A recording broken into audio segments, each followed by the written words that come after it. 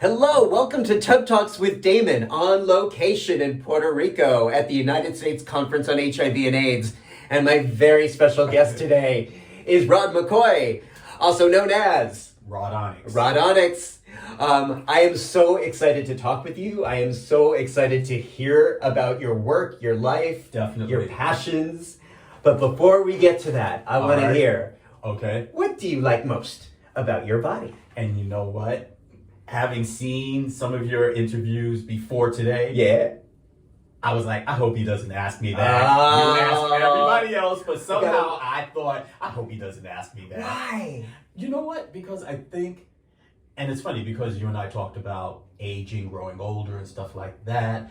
And I think for myself, again, black gay man, growing older, living with HIV, also having had some heart issues as well. I think I have a very interesting relationship with my body in terms of where, not only where it is now, but where I want it to be. And sometimes the two don't exactly match up.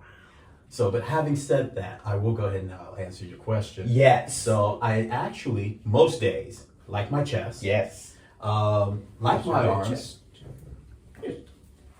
All right. It's your chest. Those things right there. Beautiful. Right. And I do like my arms. Yeah. What do you like about your arms? You know, the tone. Yeah. Even my boyfriend, who when we have our Zoom dates, one time I was wearing a tank, like a tank tee, and I had just finished working out, and he was like, "You're getting some tone back there," Right and on. he was like smiling, and I was like, "Okay, that's what I'm talking Yeah. about." So and then, but I think more importantly, when I look in the mirror, like I'm even looking right now at the screen, I'm like, I kind of like the way it bulks up at times. Yeah. So yeah, I like my arms. I've also come to like my ass. What do you like about your ass? The fact that it's still firm and round at 55 years old. Right on. So, yeah, Right on. It's a beautiful thing. And that's what people Yeah. keep telling me. Now, I can't see it, but all I can do is go by what other people say. So I'm like, if they like it, I love it. If you want, I'll take a picture after this, and I can show it to you. Do. Because Please it do is that. a good ass. Yeah. Yeah. Yeah. So I ask these questions because I do think that most of the conversations we have Right. as gay men, as queer men in our community, even subconsciously lend itself to, oh, I don't like this, or oh, I wish this was different, or this was bigger, or this was rounder. We're so unaccustomed to celebrating these beautiful vessels. I would totally agree. And I think, except for the leather community, and I don't mind going there because I know we're going there anyway, but except for the leather community, aging is something we really fear with a passion. You know, when I listen to younger men talk about, oh my God, I'm turning 30, or oh my God, I'm no longer in my 30s, I'm turning 40. I'm like, well, what the fuck are you going to do when you hit 50 or 60? You know, and I realize, as much as I criticize my younger counterparts around that panic that they seem to get as they hit another decade, there's a part of me that's like, but I still have some, in my own self, I still have some things around aging, growing older, and not just around the physicality, that even I'm still challenging myself around, or if I'm not challenging myself, someone else is challenging me around. So I think it's a process we as gay men, queer men have to really unlearn and really look critically at. It's like, why are we so afraid of aging? We don't want to die, but we don't want to grow older. We want to be called daddy, but we don't want to grow old. So there's a disconnect somewhere. Why do you think that disconnect exists?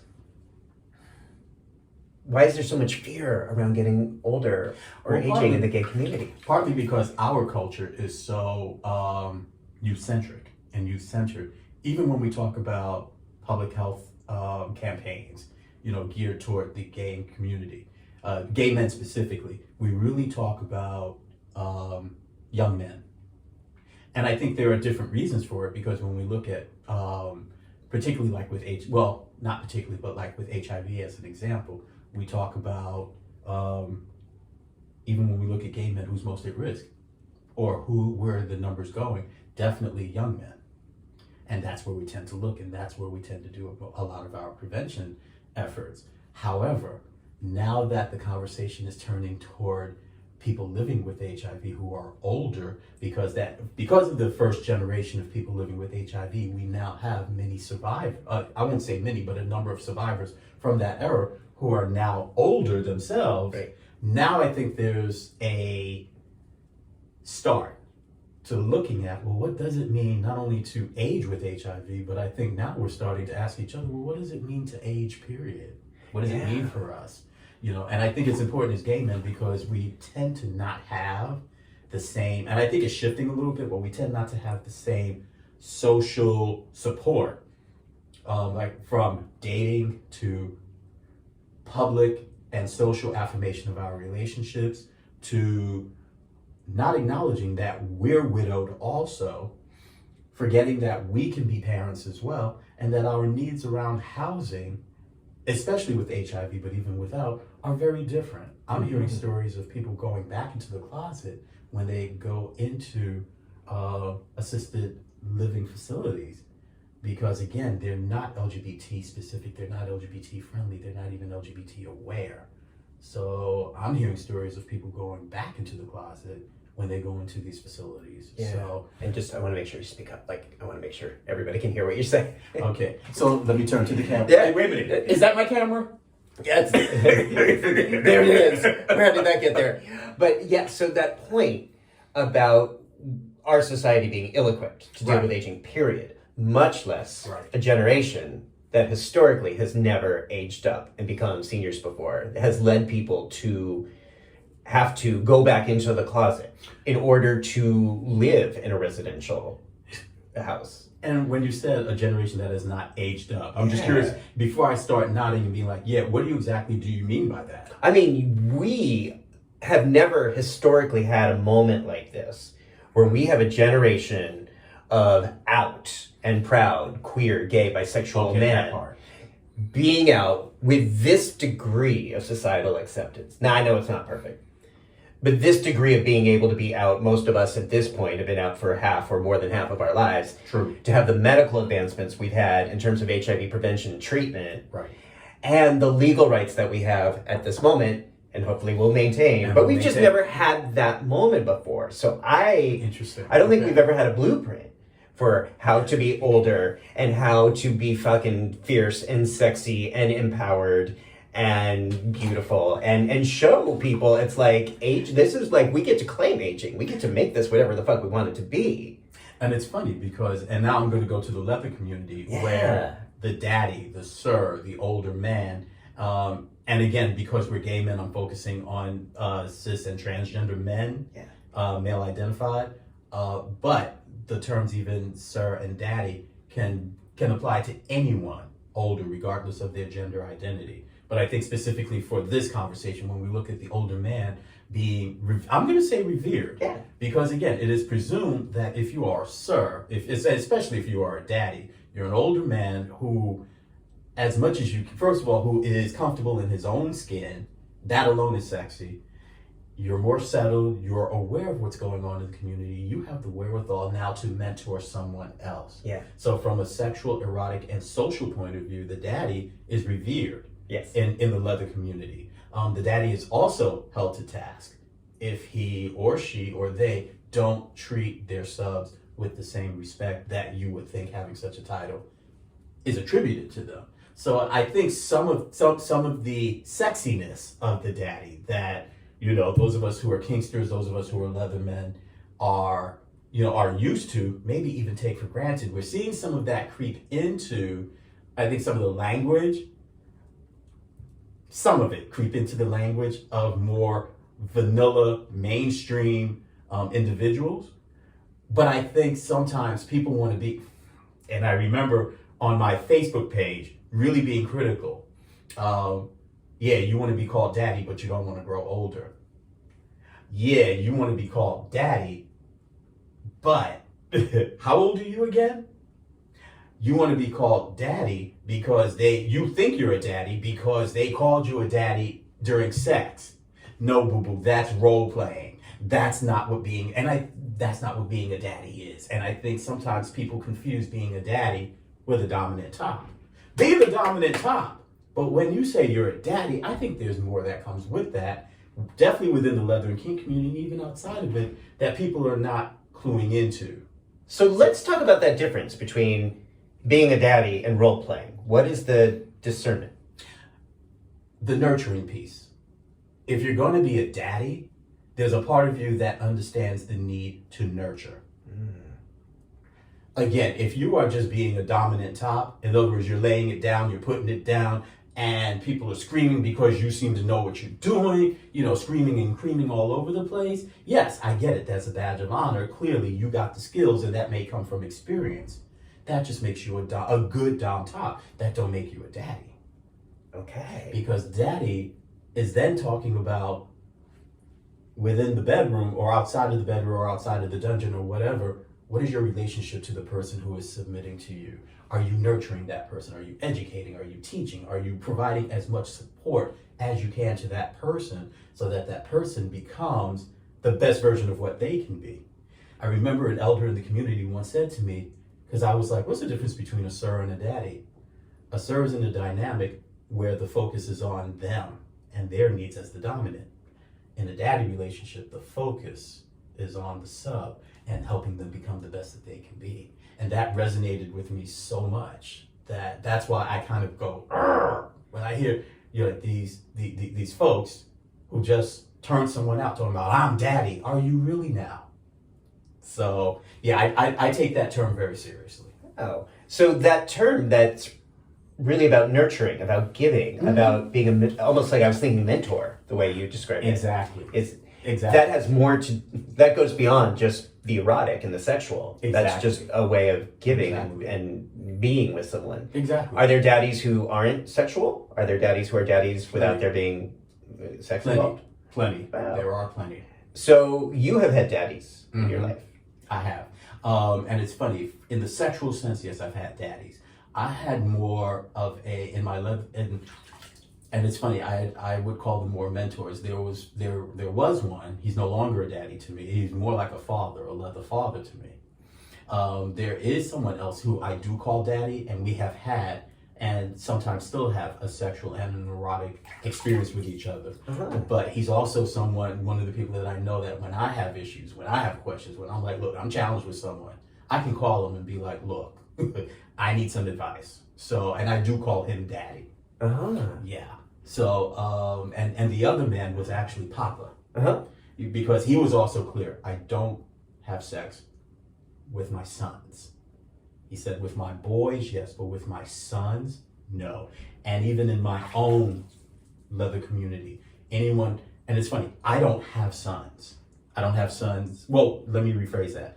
In terms of like gay sons, and I think even in the vanilla world, you'll hear someone talk about, that's my gay son, that's my gay dad, whether you're kinky or just vanilla.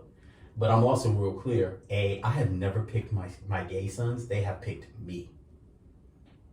And because of that, I'm like, we're not having sex, right? Because clearly you see something in me that you need for me to give you. I don't want sex to muddy those waters. So you can be a father to them. Right. But not a daddy. They can call me dad, and put it this way. I think for me, when I think daddy, there may be an erotic component to it. But anyone who calls me dad, or that's my gay dad, or that's my gay father, I'm like, I know where you're coming from. You need guidance. You see something in me that I can guide you in. We're not having sex. Okay. And again, because of that mentoring aspect, I take that seriously. Now, if there's a boy who just wants to play and just wants to fuck, then I'm like, oh yeah, you can call me daddy. But then that's situational. It's different. Right. That's like the moment. It depends what you come to me for. If you initially approach me because, you want to fuck, you want to play, you want to experience king, we can be daddy, and we can include, I'll include the sex in that. But when I'm clear, you need support, you need nurturing, you need guidance.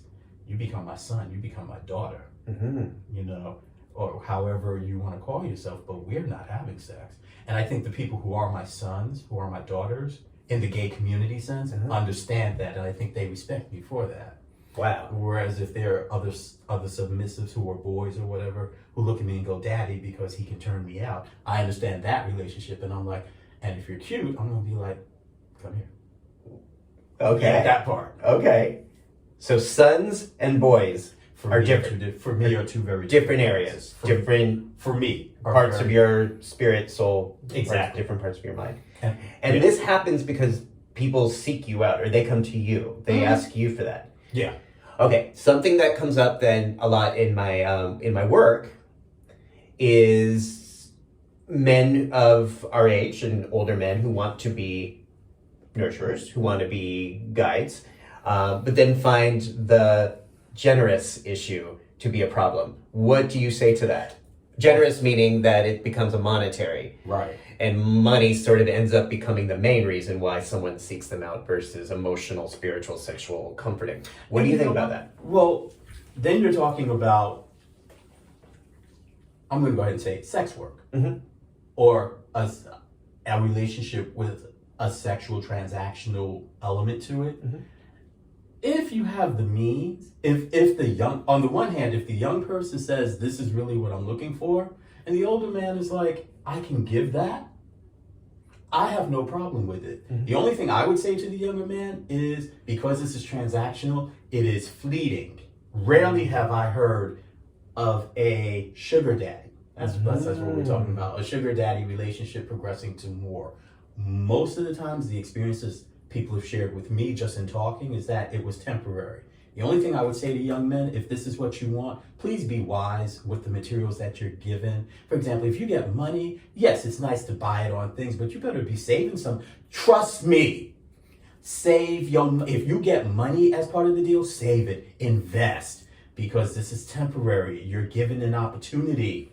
Take wise advantage of it. Put some money aside. Think about paying your own rent, getting your own place, going towards school. And depending on how much they're giving you, if you have enough and you save enough for a down payment on a house, do it. Invest. Right. Yes. Take advantage. It's an opportunity. Yes. And I would say, if you are young and you can pull that kind of relationship, that kind of transactional work, and if you are an older man who is in the means to do it, that's what I would say to the younger man. Also be clear, is this temporary? Do that check-in. Where are we? Like in any relationship. Right, because where are we? I mean, the mentor, the dad, has feelings too. And, this is what I often hear is when it hurts your feelings. If you think that the agreement on some level is perhaps a mentorship or a sexual mentorship or perhaps a daddy thing, and it turns out that person only exclusively wanted your dollars. That hurts someone's feelings. Right. And again, if the expectation is there's a mentorship thing, which also includes some material / financial support as well as, and I think that's why, like in any relationship, be clear, be honest, first with yourself and then with the other person. Yeah. Because I think there are some people who, on both sides, who may be open to one and or the other, but it's about communicating. It's about saying, really, this is really what I want. Can you give that? And if not, no harm, no foul. But I think it's when we don't, I said earlier, when we don't do that check-in, that's when things, and again, it does, and the material doesn't have to be just money. I focused on that earlier based on conversations I've had with young men who were in that situation. So that's where I tend to get my perspective on that from. And my thing is just be honest. Some will say no, some will say yes. Yeah. Whether we're talking money, a place to stay, materials for whatever, resources for whatever, just be honest. Right. So again, where we came to with that was, sort of this template the leather community has for revering and celebrating elders, whatever that term means, getting older, being in a position of mentorship, of guiding, of leading.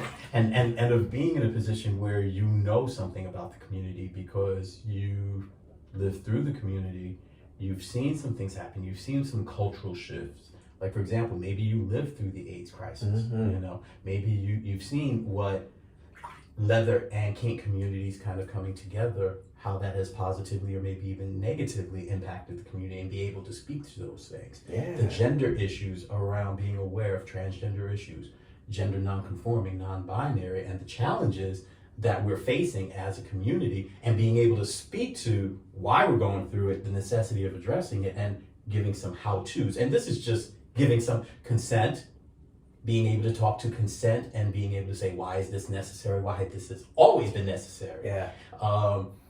And again, a lot of what we're talking about is within the leather community, but I also know people watching this aren't just within the leather community. So what I would like to say also is, and you're right, template, blueprint, that maybe the older man, and even if he isn't sexy, maybe if he isn't like attractive, because we'll appreciate an older man if he looks a certain way, if he looks basically like you. Oh, like you. Thank you. So, and it'd be like, oh wow, hello, hey daddy. And if they give me that, I'm like, hey, come here. But then what if the older man does not look like that? Yeah. You know, and then it's like, oh, you're just a washed up bitter queen. Maybe he's bitter for a reason. You know, we often don't. And I wish sometimes we listen to the stories of people who are older than us, because and I don't care whether it's within your family, on your job, in your circle, older people have stories that are, and I'll quote Joan Rivers, stories that will break your heart, but also stories that will illuminate. Mm-hmm. Stories that are like rich in life lessons. That is just like, oh, well, if the bitter old queen, why is he always in the same seat? How did he? And then the question then becomes, how did he earn that seat being his? If for no other reason, if he understood the value of having a place to go to patronize, to support. Because if for no other reason, this was the one place he could go to. Yeah. So he earned the right to have that be his chair, no matter he's in a good mood or if he's not in a good mood. Yeah. And these are the things I would like to see younger people engage us with. Like, how'd you get to where you get to? And I think those of us who are older, I think we need to also engage younger men, not just as you're young and dumb and maybe full of cum, and maybe you'll be a good time, but wait till you get older so I can have these real serious conversations. Because to be honest with you, when we look at social change, two groups of people we really need to look at, women and young people, have almost always changed things. And especially being in HIV prevention, you know, it's funny, we are down here in Puerto Rico for the US Conference on HIV and AIDS. So one of the things that's been exciting to me is engaging and looking at younger men, younger women, younger gender, non-conforming, non-binary people taking the mantle of activism, of education, of service around HIV, and seeing the different issues that have come up than when I was their age doing this work. And it's like, wow, there has been a shift. You know, and I think in listening to their stories and learning, that helps me in my work so that I don't become irrelevant or redundant. Mm-hmm. But then it's like, I know what the issues are because I listen. Yes. And so I'm able to ask questions, know who to go to if I need support, and then be able to incorporate those messages into my own work. Yes. Yeah. So I think it's a two-way street in terms of the work that we do, whatever the work is that we do, that the two generations, we really can learn from each other if we're open to it. If we're open to it. And I love learning. And that, I was in a session about aging at one of these things. And, you know, that was, to me, it's like, the question was like, what makes aging enjoyable? And for me, it's learning and doing a ridiculous bathtub show. Because this isn't something I would have been able to do prior to turning 50. I would not have been able to like get naked with all these people and talk about these things in a bathtub. It was like when I turned 50, I was like, fuck it, who cares anymore? And that's the thing about aging. You know what? It's funny because we don't ask that question enough. Uh-huh. What are the joys of aging? Yeah. Because even those of us who are there are like, oh, I can tell you the challenges. I can even tell you the heartaches. And, you know, because I lost a friend last week, a good friend, and suddenly. So, and I remember when my father turned 50, one of the things he talked about, sadly, was starting to lose his friends at that age. And it was funny, at 28, you know, being in the HIV field, I didn't tell him that I already had a taste of that. Yeah. But it's much more poignant, and I see where now he's coming from when you realize, this is the age where, for whatever reason. But haven't you and I always been at that age? Like, we've lost friends. We've had friends die every year that we've been. That's true, but but I think there is something about I'm going to be honest with you. I think when we lost friends when we were younger, and no, I'll keep it on to me. Oops. Oh no, Fred. No, we need you, Freddie. Speaking of losing, right? Stay there, Freddie. Stay there. Okay. Stay there. So, I think for me it was different if I lost a friend because it seemed like, I don't want to say one-off, but it seemed like an oddity. What am I doing losing a friend at this point in my life? Right. And so that hit hard. And what it did when I lost my friend 2 weeks ago now, I remembered what my dad said, and remembering how old I am now, what it hit me was, this will happen more often. And not because of anything bad or sad, but you know, we're getting closer, and I think there's more of an awareness of our mortality. Mm-hmm. That's why when I turned 50, what everyone said about fuck what everyone else thinks, I'm living for myself. Again, when you said at 50, this is when you started launching this. Yeah. I think there's that sense of mortality. Mm-hmm. There's also that sense of, well, if I don't have much longer to live, or more specifically, time to waste, then it's like, then what am I pussyfooting around for? What am I hesitating for? Yeah. It was like when I turned 55, one of the things that I did was attempted to make my 55 bucket list. And I stopped at 36. Only because what I had realized, and I think this might be true for a lot of us, is that at a certain point in life, we stop dreaming. We stop dreaming. And so what aging has done for me now, especially hitting 55, wanting to do this and then realizing I stopped. I was stuck at 36, and it's like, I stopped dreaming. It's time to dream again. So what are you dreaming of now? I am dreaming of I told you before we started this, I'm dreaming of getting my degree, my master's. And I've got my team around me, so that has to happen. I'm dreaming of buying my own house. Your master's in education. Great. With the emphasis in human sexuality. Beautiful. Yeah. I'm dreaming of buying a car. Yeah. And so for some people that may be like, oh, that's commonplace. But I've only had a car once in my life. Part of it has been because I've lived in major cities, I've not needed a car. Right. But as I've traveled more, I realized, no, I like to move, so I need a car. And here's the other thing, learning to shift from I can't do this to, as I've gotten older, I can do this. Or if I don't know how to, I can find out how. Yeah. So that's been important for me. Shifting from I can't to I can. Wow. From this can't happen to I'm going to dream about it. And it's funny because it's in dreams that revelations come, that change comes. You know, be the change that you want to see in the world. Well, if you see change in the world that you want, that's a dream. And then you have to be that. Your young men shall have vision, and now if I remember the scripture correctly, your old men shall dream dreams and your young men shall have visions. So the whole thing around dreaming, around I can do things, I want things differently for myself, and to not give up. Say more to that. Because, and as I mentioned earlier, I do have a boyfriend. Yeah. And what is amazing is that this is someone I've known for over a decade. Wow.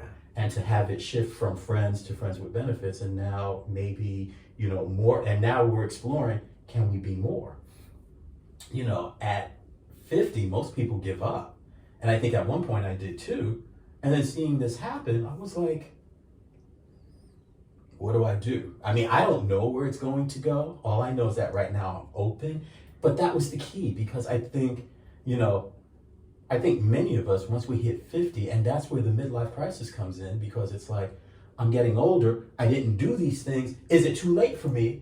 And instead of saying a simple answer, no, get to it, it's like, oh my God, it might be too late. I don't know, maybe it is. What do I do? I'm gonna act out. Whereas, I think for me, the midlife crisis was, is it too late? And in asking that, the answer became, no, it's not too late.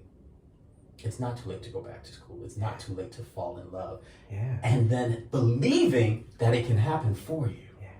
That's the thing. Okay, maybe I'm having my Oprah, Brene Brown, or whatever moment this is, but I firmly believe it.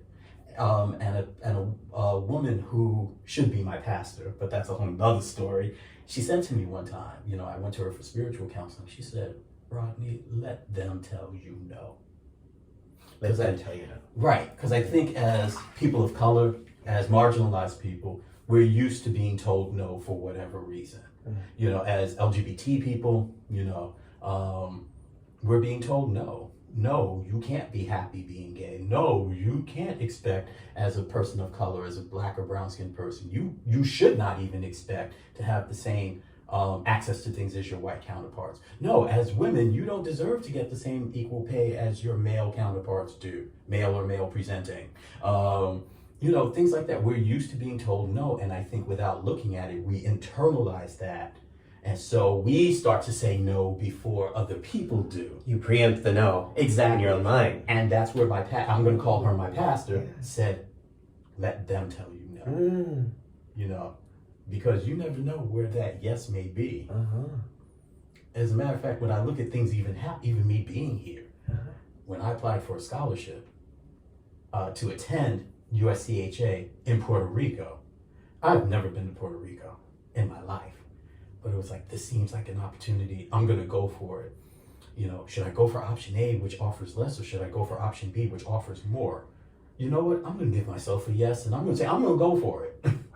And option B happened, and so I am here, sitting naked in a tub with a very sexy man talking about growing older, which is funny because when I was younger, I would have never, and I probably would have never said yes to someone coming up to me saying, let's do an interview naked in a bathtub. I would have probably been like, I'm sorry, what you smoking? Because I might need some of that. Whereas to me now, it's like, you know what? This is different. This is fun. Why didn't I have this on my bucket list? This is different. I'm going to have some fun. Fuck what other people may say. Yes. Yes. And I love, that's what I noticed when I asked you. Your answer was immediately yes. Sometimes people say maybe and they think about it and they say yes, and sometimes they say no, but you were like, so spot on, yes, I want to do this. And because I was like, and I was like, okay, it's not like I've never had a man in the tub with me before. It's not like I'm not a nudist, because I am. It's not like I talk about sex positivity in my work with ONYX, in my work in HIV and STI prevention, in public health in general. So I'm like, what's the problem here? Yeah. And then when you sent me the link, and I was like, and some of the folks I knew myself, I was like, well, so-so can do it. And it's funny because I said yes. This is what really happened. I said yes enthusiastically. Then you sent me the link. And then when I clicked the link and saw who you had interviewed, I know that joker. I know that person. What? They did it too. I'm in good company. Yep. Shoot. And that's what happens when you say yes. I love that. That's what happens. And that to me is also one of the things that helps me age. And I don't want to say stay young, because I don't want to be young, but saying yes, keeping in the space of yes, unless there's, at least go more toward the yes than automatically saying no. At least think about it. So here's the thing, and just what you said just now, and I know you're the interviewer, but I got to bring this up. Oh, that's okay. I don't want to be chronologically young, because when I look, and here's the other thing, I've got to embrace who I was. It's like now, for those of us who are men or people of a certain age, if we saw Sybil, oh yeah, Sally Field, playing the hell out of the role of the people with all these multiple personalities. Yeah.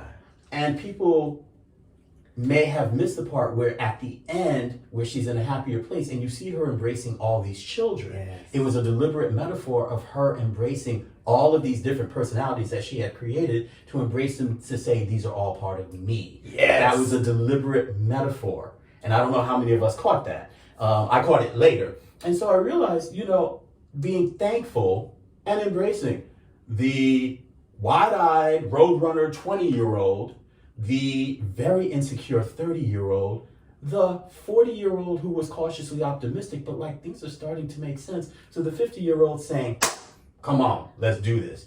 I want to embrace every single one of those young men who made me who I am. So I don't want to say I don't want to be young, but what I will say is I don't want to go back to that. Yeah. Because I like where I am now. So I don't want to be young again in terms of chronologically, because that was then. And that's gone. I'm not that same person. And in some ways, it's like, oh, I'm not that same person. And in other ways, I'm not that same person. Yeah. But what I do want to be is youthful. Mm-hmm. So I think that's the piece as we get older, that I want to embrace for myself, and I want to encourage, be youthful. My best friend, who was also my roommate, really was instrumental in some change.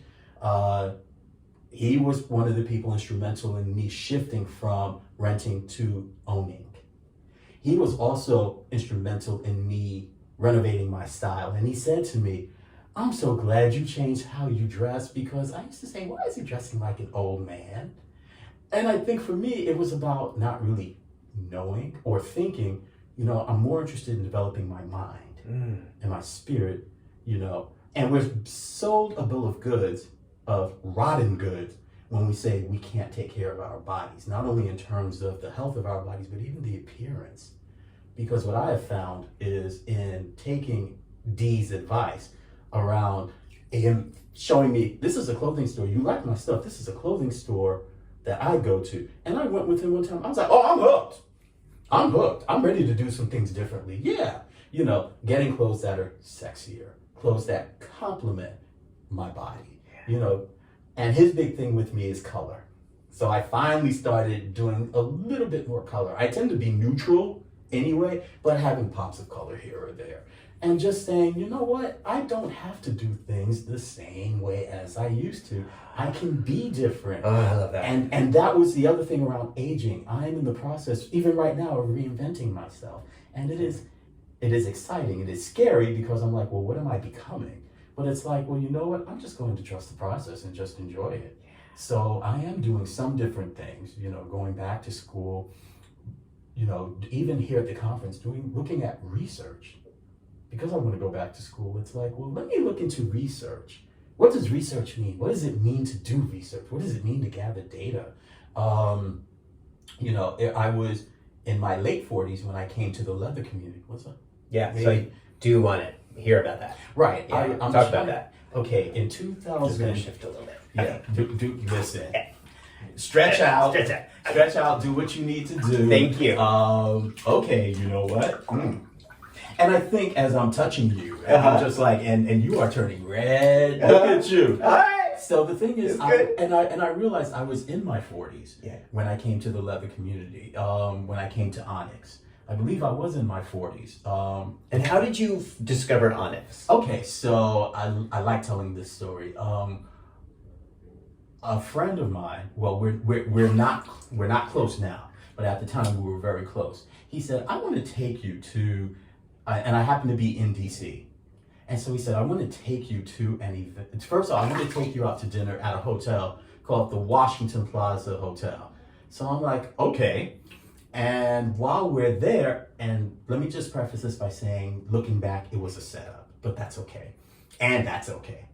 So we're having dinner at this hotel, and I'm seeing all manner of leathermen, rubbermen, gangsters coming in and out of the dining room in the restaurant where we were in. And I'm like, what's this? He said, oh, well, let me tell you about MAL, Mid-Atlantic Leather Weekend. Oh, yeah. And because I happened to be in DC, I was in New York at the time, but I happened to be visiting friends Martin Luther King weekend, because it was an off weekend, holiday weekend. And I had friends in DC, so I was like, well, let me take the time out and come down. So he was like, let me take you to the Washington Plaza Hotel for dinner. And that's when I saw all the shenanigans. He said, this is what's going on. Let me take you to the lobby. The lobby has always been, the host hotel lobby has always been where the action was, and it still is, even as they changed hotel. But I was gobsmacked. I was like, wow. And then he looked at me, and I think he started smiling, because he was like, I was bug-eyed, but I wasn't turned off. And he said, well, there are some brothers who meet in a hotel room by the name of ONYX. And I'm like, again, what's that? And he was like, so it's a group of Black, gay leathermen out of Chicago. This was back in the 90s, so that's what we knew of ONYX. They were out of Chicago. They come here, they take out a hotel room, and they host a party. So I was like, oh, okay, I'm interested, I'm game. That is where I met Mufasa, the man who eventually became my leather father, Papa. Mm-hmm. That's where I met KG, who eventually became my official, one of my big brothers when I pledged ONYX. and who still I think of as a big bro. That's where I met other people that I had heard of, and I was like, oh, now I can put the face to the name. And as I'm looking around, watching people just, mostly talking and drinking and kikiing and kakaing, and there's some play going on, but I'm less about the play and more about the camaraderie. And something in my spirit said yes. And I mean it, said yes. This was not my first time being exposed to leather clubs. In New York, there were the Panthers. In New York, there was Gay Men's S&M Alliance that I had, come in contact with, but it didn't really click. This clicked. Don't ask me why, and I was okay with not knowing why. All I knew was that I had finally found my tribe, and I'm still a proud ONYX member. That man, his name was, I don't know if he wants me to say his name here, but again, him, some other friends of ours, and some other associates of ours came together to form the ONYX Mid-Atlantic, what we now know as the ONYX Mid-Atlantic chapter. So I'm one of the co-founders. Wow. Yeah, and what was really intense was that we were all newbies. So there were, and I would say looking back now, legitimate concerns. Who are these newbies to form a chapter that some of the veterans could not get off the ground? But I think it goes back to what I said earlier. Change often happens in the hands of our young people. The newbies. Newbies, Yeah. yes. So, and what that led to and I'm going to say for me, when I got out of my ego, when I got out of my own way, and I heard what the elders had to say, and I went to the man who became the chapter vice president, and I said, they may be right. They may have a point. What are we going to do around education? So we formed what was and what is the T.E.A.C.H program to educate and cultivate hotness. Ooh. That was To educate and cultivate hotness. hotness. All right. So that has been one of the flagship programs, first of ONYX Mid-Atlantic and now of ONYX. Wow. Because the national board said, ONYX Mid-Atlantic's got something good, they've got something powerful, we can't just keep it in ONYX Mid-Atlantic. And we're just like, okay, if you must. The other thing that was important was when the chapter formed, and again, yes, I've got love for my chapter, deal with it. That when we formed ONYX Mid-Atlantic, and again, trying to say, well, what is our purpose? What is it that we really want to do? And I'll never forget sitting in Brother Reggie and Brother Mark's house in Baltimore, in Baltimore, where all of us as a group were like trying to come together saying, well, who are we? What are we about? And that's where we started saying, well, what can we come up with a motto? And for us, we realized, listen, our coming together is about educating, exploring, and empowering. And so that became our motto, educate, explore, and empower, which later became the national motto, educate, explore, and empower. Wow. So if I often speak with pride about my own chapter, it's because I think in some ways the newbies really shook some things and did some things and created some things that the veterans and the more established people were like, we got to take notice of this. And I think that's why for me, going back to what I said earlier, I'm learning to listen to what the younger men have to say, because that's just like for me with ONYX, where change was, that's where the change is. So it's often listening to people who say, this is good, but what you've created, we need something else, or we need more space, or we need a different space for certain reasons, and to be open to that. Did you feel like you got a lot of resistance against that? Initially, because again, and was that racially based? Was this like white leathermen saying, no, we don't want people of color? No, these were other black leathermen. Okay. And I think now being older myself, I now understand what some of that resistance was. Because we value education. Now, some will say there was some ego involved, and I will acknowledge that. But I also think there was also a genuine concern about people coming into the community who know very little to nothing about the community, trying to lead. That's how they perceived you, and Who were other these men who establishing were, ONYX? Who were these men in particular to establish a chapter? Who were? And So there's territorial, which we see over and over again in all space. Yeah, there is some of that. Yeah. I think I'd be naive or not being honest if I said it wasn't there. But I think some of the territorial was about being honest about saying, who are these newbies that people don't know taking on this task that many of us who are veterans struggled with? And in fact, I remember someone, because of a bold move that I should not have taken, long story short, in the founding of this, how do I put this? I just said, fuck this, fuck you, because there were some people I was working with, and I'm going to own my shit that I did not trust, that I did not like. So I was like, fuck this, fuck you. I'm taking the lead, I'm taking control, I'm not consulting you. We are just going to do it. And I remember someone else coming to me literally saying, who are you? And at the time, those words stung. But looking back, those were the words that needed, that was the question that had to be asked so that I could begin answering it. Wow. How would you answer that now? Who are you? I'm not even going to talk about my accolades. I'm not going to talk about the leather titles. I'm just going to say I am a 55-year-old man who cares about the world around him and wants to make some changes. And maybe I'm a little bit ornery at times, or maybe I'm a little bit... As a matter of fact, what I told somebody is when someone asked, would you sponsor me to be a pledge? Would you sponsor me? I was like, well, I don't know what they told you about me, but what I told them was I'm a co-founder, I'm a title holder, but more importantly, I take this shit real seriously. So if I come across as a bit of a hard ass, I need you to understand why. Because ONYX was very important to me. And I think not just ONYX, but I think HIV prevention, learning, education, dealing with people. You know, at times I can be a hard ass because I'm like, one, we don't have a lot of time to waste. And number two, this is the work we do that literally have saved people's lives. Around HIV, around sexuality, around that sense of self, around not being alone, around resisting stigma. And then it's like, so I need people who are not about the play. I need people who are serious. Especially as I'm stepping back and it's like, what is the next generation offering? So if you want me to help you be a title holder, if you want me to help you to help you pledge ONYX, if you want me to help you and teach you how to be a better educator, trainer, consultant, whatever, I'm gonna be a hard ass. And I make no bones, no apologies about it, because I'm like, it's gonna be your turn.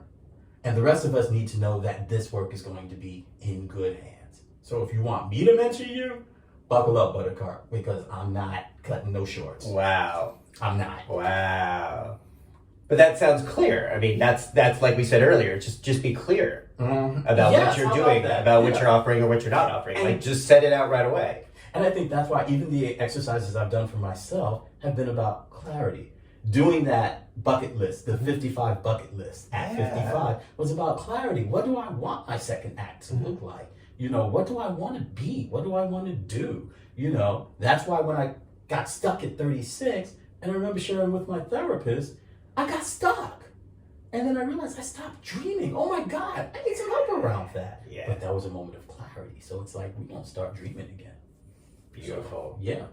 And that's why you got the enthusiastic yes when you asked me to do this. I love that. And I was like, yeah, I mean, you know, it's just like, and I've told people, I can't do, and someone has told me, I can't do nothing with no. In fact, my leather daddy told me that I can't do nothing with no. I need your yes. When we're talking about kink, it's like, well, I don't do this, I don't do that. Well, that's fine, but I can't do nothing with that. Tell me what you are into.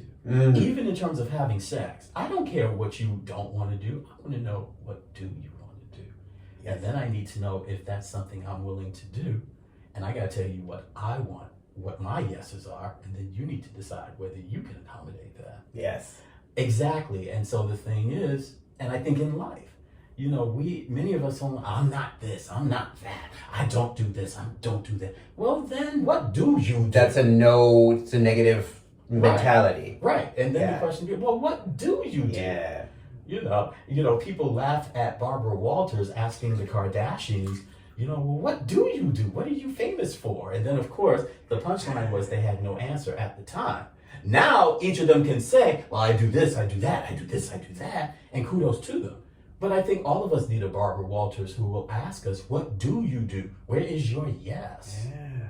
And we have to be able to say, our yes is this, even if it's just in the moment. And if we don't have a yes, that's our cue to start dreaming again. And to give yourself permission, fuck what it looks like. Just dream. Just put it out there.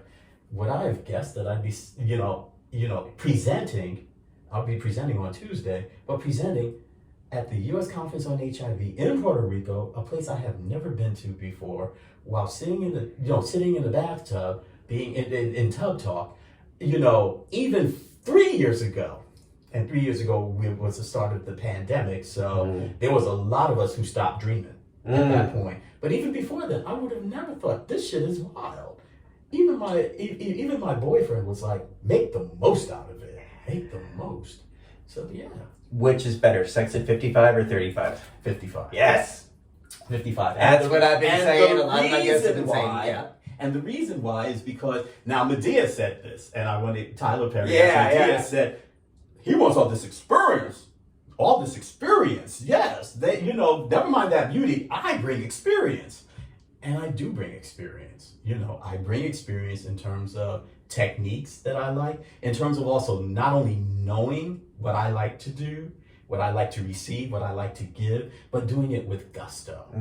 Because I'm just like, you know what? I'm going to go back to my boyfriend because, there are things we've talked with each other about that what we'd like to do separately and together. And this whole thing is like, there may come a time where we can't do it anymore.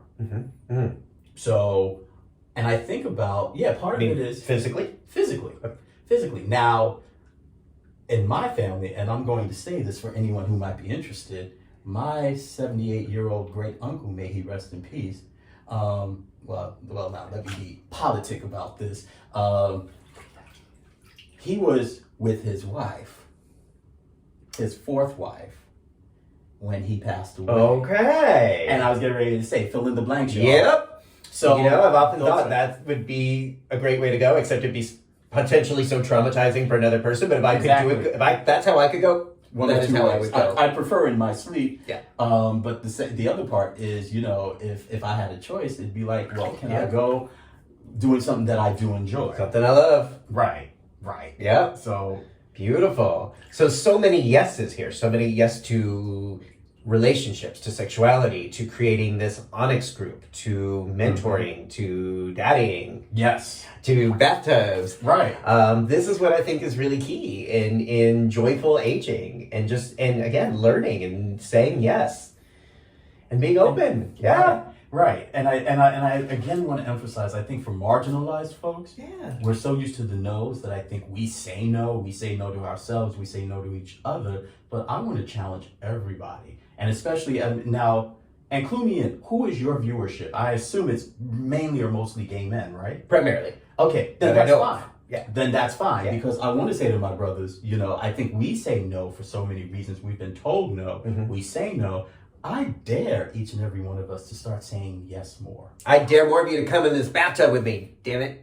COME, well, it still might have that connotation too. But anyway. And there you go with the yeses. But again, that's what some of my guests have struggled with, and often in favor of saying yes to something they were scared to do. And so far, everyone has been very glad afterwards. I hope that stays the case. But even the ones who are very reluctant, or the ones who are very nervous, because they've been brainwashed into thinking that their bodies are not amazingly beautiful. And going back to what we talked about earlier, that was, I think, one of the big, because I've had the body. Yeah. Even in my 50s, I've had the body. But then when depression hit and things changed in my life, this, what was the body, which caught everyone's attention, I lost.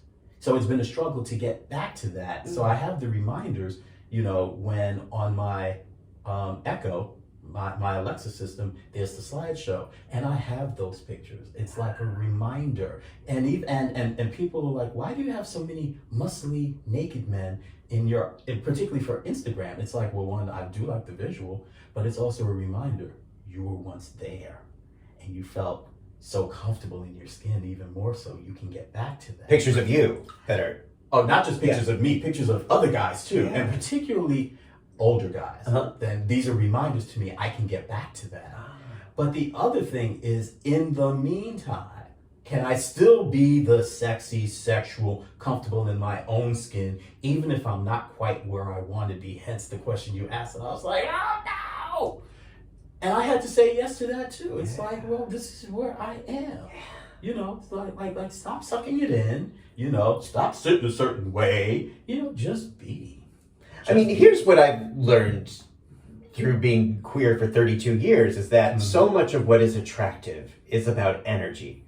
I mean, That's true. I may think someone's not my type, but if they got a good energy and we got a chemistry, it's good to go. And I might think someone's my type, but as soon as you get within a few feet, you're like, ooh, they got some bad juju. I don't want it anywhere near that. And, you know, your energy, your spirit, your joy, your ability to say yes and create new things, I think is just very magnifying. Thank you. I like that. Because I even had to think about guys that either I did or even didn't get with, that I had to take a second. It's like, oh, wow, I want what he's got. Because they walk into a room, you know, like whether they're like this or whether they're like this, but they walk into a room like, this is my world. And I'm like, I want some of that. Yeah. It's like, you know, I'm like, Daddy. And we have a few minutes left, but you mentioned depression, and I just wanted to say, like, how is that how has that been? Yes, thank you for bringing us back to that, because I think there's such a stigma around even the way we say mental health. We equate mental health automatically with something negative going on. Mental health is about what is going on with you mentally. You know, do you have a condition? Do you deal with depression? Do you deal with schizophrenia? Do you deal with bipolar depression? And again, bipolar depression and depression are two different things. Are you getting diagnosed around it? Do you have post-traumatic stress disorder? You know, do you have issues with do you have substance use disorder? Can we talk about it? And can we get, you know, in a non-judgmental way, and can we get care for ourselves? That's number one. But sometimes mental health is more broader than that. It's more like physical health. Are you in good physical health, or are you in bad physical health? Am I in good mental health, or am I in not so good mental health?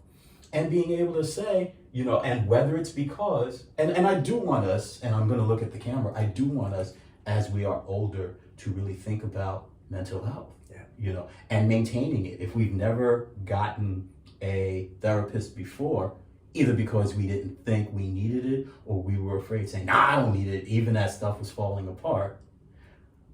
Things happen as we get older, things we have never dealt with before. As I talked about, even with losing a friend 2 weeks ago. And then my father's words coming back to me and having that realization that, yeah, Pops was right. I am at that age where I may lose more friends. And I've got to talk to my therapist about it. You know, the changes in my body, you know, dealing with HIV, a slowing metabolism, which might mean more weight, having survived a heart attack back in 2020, and then recognizing that sometimes I have a war with my own body.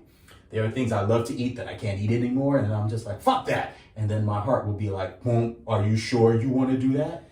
You know, things of that nature. You know, HIV, maybe I don't feel like taking meds this day. But it's like, you know, if you don't, the other things you are worried about will be even more exemplified. You know, it took me a long time to grow a beard, and then when I grew a beard, this came in. And so it's like, do I diet? And especially if I'm in the process of reinventing myself and recognizing that ageism and age bias when it comes to employment is still an issue. Do I keep this? Do I diet? You know, do I look more attractive without the gray? These, I think, are the questions that as we get older, and also if we are not married or not partnered, oh my God, is it too late for me? Should I have somebody? What if I get sick? Who will be there for me? Those kind of issues. I'm in touch with my mortality, or I see it more now. I've got some feelings about that. I would say just par the course. Get some counseling. Get someone you can talk to say, Does that help these you? are issues. Oh, yeah. I've been in and out of counseling for different issues throughout my life. And what I found was, at different times in my 50s when I've been unemployed, for different reasons, either or underemployed, and it really brought things home. It's like, when I was younger, I was less afraid of it because, and again, I'm looking at the camera because I really want to talk to folks about this. I got really afraid around it because it's like, well, no, I'm not younger anymore, where it seemed like I could bounce back like this. There seems to be more at stake now because I'm looking at retirement, because I'm looking at, as I said earlier, my wish list, buying my car, buying my home, getting my master's, which to some degree also represents security. Yeah. So I want some more security as I'm in my 50s, and I'm not younger anymore, and I recognize that. So everything my parents were saying around benefits with job, getting married or settling down, buying a house, now in my 50s, it makes sense. And then it's like, and again, I don't want to fall into that, oh, it's too late. No, it's not. My sister bought her house in her 50s. My bestie, which I mentioned earlier, he bought his house in his 50s. So I'm like, it's not If you're breathing, if this heart is ticking, it's not too late. It's not too late. It tried to give out, but that was because I was neglecting that's another thing. I was neglecting some things. And my heart was trying to say, even before I had the heart attack, something's wrong. Was it was it hurting? It was hurting. But I was like, it's probably just stress. No, it was cholesterol. Okay. And I was ignoring it. And even when the doctor wanted to put me on statins, I was like listening to other folks. I'm like, no, I don't want to do that. And then boom, the heart attack. And thank God I survived it. But what that meant for me was, okay, I got to do things. Here's the thing. I got to say yes to doing things differently. And I got to be okay with doing things differently. And sometimes it's about dreaming and sometimes it's about reality. But I got to say yes to doing things differently. That's what aging is about. Beautiful. Mm-hmm. Thank you. You know what? Thank you for this. Thank you for this. This is my pleasure. And this is why I do these interviews, because I learned so much. I love these ideas. I love what you're sharing. I love the energy and the insights that you're sharing. And I think this is so wise. And, I want to have you back in the bathtub, but I think let's talk, because I think your wisdom and your guidance and your mentorship is really valuable in the self-improvement space. I think we need role models. We need people who can speak to these issues of physical, mental, spiritual, sexual health in our community. So I definitely wanted, I like bubble baths also. Baths. And I like it when handsome men want to join me in a bath. So yes, we're going to do this again. Okay, good. All right, everybody. Thank you for watching. If people want to follow your work and continue to follow and see where you're at in life, what's the best way for them to do that? Okay, on Facebook, I am Rod Onyx. That's the best one. I have a few. You may see one with my name. I don't follow those. I tend to do Rod Onyx the most. On IG, I am rod.onyx. Okay. And these will be right. If you're watching this on YouTube, these links are right below. And also, I want to give my email address. I'm going to give both of them. If you want to be specific around asking about leather and the kink community, contact me at AmericanLeatherman2017, all one word, at gmail.com. Anything else, Rodney McCoy 827 at gmail.com. What's 827? My birthday. All right, that's what I thought. Just wasn't sure. Okay. I'm a Virgo, August 27th. All right. Thank you so much for sharing your insight, your wisdom. If you like this, please subscribe down below. Share these ideas with people, or share this interview with people who you think could really benefit from thinking about these issues and talking about these issues. And stay tuned for another episode of Tough Talks. Thank you for watching.